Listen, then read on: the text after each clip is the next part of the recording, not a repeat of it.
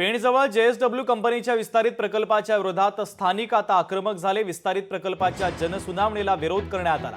कंपनीच्या प्रदूषणाला स्थानिक वैतागलेले आहेत। प्रकल्पाच्या प्रदूषणामुळे अनेक आजारांना आमंत्रण दिलं जाते, तर प्रकल्पातील प्लास्टिकमुळे घरांना देखील तडे जात असल्याचा स्थानिकांचा दावा आहे।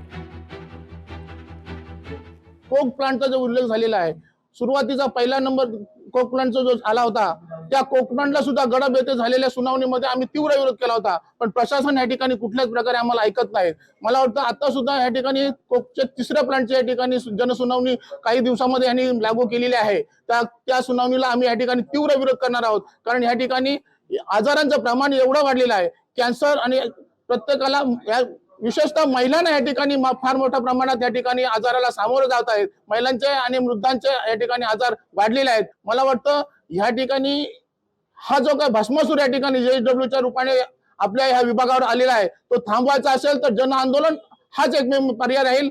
हा आमच्यासाठी येणं ही काळाची गरज पण होती, परंतु याचं विषारी रूपांतर होईल हे आम्हाला माहिती नव्हतं।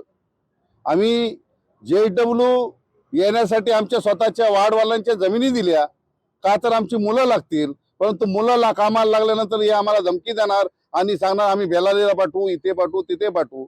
काही जमिनी जर दिल्या नाहीत म्हणून यांनी एमआयडीसी पहिली लाद इथे, आणि मग प्रशासन विरुद्ध आमची जनता असं यांनी वाद निर्माण करून दिला, आणि मग ते ह्यांनीच पुन्हा लेटर लिहून दिलं प्रशासनाला की आम्हाला आता एमआयडीसी नको आहे।